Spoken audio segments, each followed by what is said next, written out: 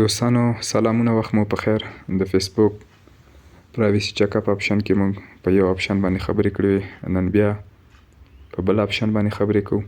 نو فیسبوک ته به تاسې ولاړ شئ. فیسبوک نه وروسته پرایویسی چک اپ کې به دې ځای ته تاسې راشي. نو دلته دوم آپشن هاو پیپل کین فایند یو آن فیسبوک.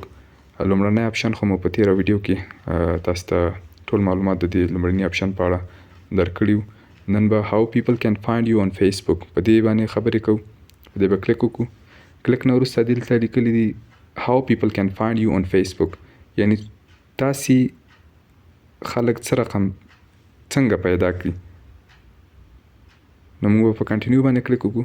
دلته تاسې یعنی هو کین سینډ یو فرینډ ریکویسټ، تاسو ته یعنې څوک بلنې درلېږلی شي ستاسې اکاونټ ته، ستاسې آی ډي ته. نو دلته یعنې چې فرینډز اف فرینډز دي، یعنې د ملګرو ملګري. نو کله چې په دې دا آپشن فرینډز اف فرینډز باندې کلیک وي یا فعال وي فرینډز اف فرینډز آپشن، نو یوازې ستاسې د ملګرو ملګري کولی شي تاسو ته بلنه درواستوي. خو که غواړئ چې هر څوک د دنیا په هر کونج کې چې فقط د فیسبوک اکاونټ یا آی ډي ولري هغه تاسو ته بلنه درواستوي، نو بیا به تاسې د دوم آپشن په ځای لومړنی انتخاب کړئ. دې کې فقط دوه آپشنه دي، ایوری ون او هر څوک، او دوم آپشن فرینډز اف فرینډز د ملګرو ملګري. نو زه به ایوری ون ته ولې هغه کوم. نو دې سره تاسې ته هر څوک بلنه درلېږی شي که هغه د دنیا په هر کونج کې وي. نو موږ به دې نه وروسته نیکسټ باندې کلیک وکړو. نیکسټ باندې چې مو کلیک وکړو، هو کین وی سجیسټ یور پروفایل ټو بیسډ آن یور فون نمبر اور ایمیل ایډرس. نو دلته تاسې یعنی پیپل وذ یور فون نمبر، یعنی هغه خلک یا نفر چې ستاسې تلیفون نمبر لري، نو هغه تاسې ته مثلا بلنه کولی شي. ستاسې که تاسې سره په فیسبوک کې ملګري نه وي او فقط ستاسې د تلیفون نمبر، هغه تلیفون نمبر چې ستاسې پرې فیسبوک آی ډي جوړوي، په هغه صورت کې تاسې ته هغه کولی شي بلنه درلېږی شي یا هغې ته ستاسې پروفایل مخې ته ورتلی شي. نو دې تر څنګ بیا دوم آپشن دی پیپل وذ یور ایمیل ایډرس.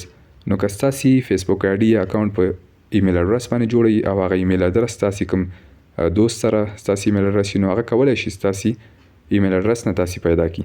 نو دلته موږ به په نیکسټ باندې کلیک وکړو. نیکسټ باندې چې موږ کلیک وکړو، دلته آپشن دی ډو یو وانټ سرچ انجنز آوټساید اف فیسبوک ټو لینک ټو یور پروفایل.